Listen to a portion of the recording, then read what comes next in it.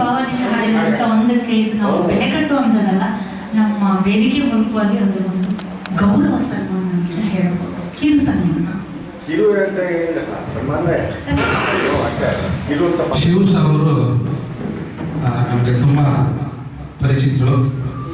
ದೊಡ್ಡ ದೊಡ್ಡ ಕನ್ನಡದ ಕಾರ್ಯಕ್ರಮಗಳಲ್ಲಿ ಬಹಳ ಕೈ ಜೋಡಿಸಿದ್ದಾರೆ. ನಾನು ರವೀಂದ್ರ ಕಲಾಕ್ಷೇತ್ರದಲ್ಲಿ ಸುಮಾರು 5 ಲಕ್ಷ ರೂಪಾಯಿಗಳ ವೆಚ್ಚದಲ್ಲಿ ಕಾರ್ಯಕ್ರಮ ಮಾಡಬೇಕಾದ್ರೆ ನನಗೆ ಒಳ್ಳೆ ಸಾಥ್ ನೀಡಿದ್ದಾರೆ. ಅಂಬರೀಷ್ ಅಭಿಮಾನಿ ಸಂಘದಿಂದ ನನಗೆ 15,000 ರೂಪಾಯಿ ದೇಣಿಗೆಯನ್ನು ನೀಡಿದಂಥ ಗುರುಗಳು, ಅವರಿಗೆ ಜೋರಾದ ಚಪ್ಪಾಳೆ ಬರಲಿ. ಶ್ರೀಕಾಳಿ ಗೋವಿಂದರಾಜನೇ ಬಂದಂಗಾಯಿತು, ಆ ಒಂದು ರೇಂಜ್ನಲ್ಲಿ ಆ ಒಂದು ಗೀತನ ಹಾಡಿ ನಮ್ಮನ್ನು ರಂಜಿಸಿದ್ದಾರೆ.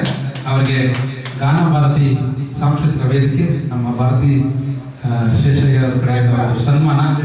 ಜೋರಾದ ಚಪ್ಪಾಳೆ ಬರಬೇಕು ಎಲ್ಲ ಕಲಾವಿದರಿಗೆ. ಹೇಳಿ ಉಳಿಸ್ಕೊಳ್ಳೋಕ್ಕಾಗಲ್ಲ ಚಪ್ಪಾಳೆ. ನಾನು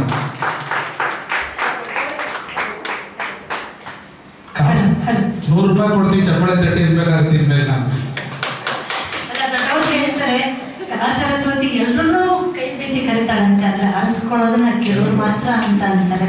ಅದರಲ್ಲಿ ಇವರು ಒಬ್ಬರು ಅಂತಂದ್ರೆ ತಪ್ಪಾಗಲ್ಲ. ಇವರು ಒಂದು ಸಾಧನೆಗೆ ಏನು ಕೊಟ್ಟರು ಸಾಕಾಗಲ್ಲ. ಇದು ಒಂದು ಹಾಡಷ್ಟೇ ನೋಡಿರೋದು, ಬಹಳಷ್ಟು ಭಕ್ತಿಗೀತೆಗಳನ್ನ ಹಾಡ್ತಾರೆ. ನಮ್ಮ ವೆಂಕಟೇಶ್ ಅವ್ರು ಹೇಳಿರೋ ಹಾಗೆ ಸಿಂಬಳೆ ಗೋವಿಂದರಾಜನ್ ಅವರೇ ನಮ್ಮ ಈ ವೇದಿಕೆಗೆ ಬಂದಿದ್ದಾರೆ ಅಂತ ಅವ್ರಿಗೆ ತುಂಬಾ ಹೃದಯದ ಧನ್ಯವಾದಗಳು ಸರ್. ನಿಮಗೆ ಹೀಗೆ ಹೇಳ್ತಾ ಇರಿ, ದೇವರು ನಿಮಗೆ ಆಯುರ್ ಆರೋಗ್ಯ ಐಶ್ವರ್ಯ ಎಲ್ಲ ಕೊಟ್ಟು ಕಾಪಾಡಲಿ ಅಂತ ಸರಸ್ವತಿ ಹೀಗೆ ನಮ್ಮ ಜೊತೆಗೆ ಸಹಕಾರ ನೀಡ್ತಾ ಇರಲಿ ಅಂತ ಕೇಳ್ಬೋದು. ನಿಮಗಿದೆಯಾ ಇವರು ಗೋಮೂರ್ತಿಗಳು ಹಾಡ್ತಾರೆ, ಅದೇ ಹಾಡನ್ನ ಸುಜಾತ ಮೇಡಮ್ ಮಾಡ್ತಾರೆ, ಇವ್ರು ನಟಿಸ್ತಾರೆ. ಸುಜಾತ ಮೇಡಮ್ ತಾವು ಹಾಡಬೇಕಂತೆ, ಇವರು ನಾಟ್ಯ ಮಾಡ್ತಾರೆ.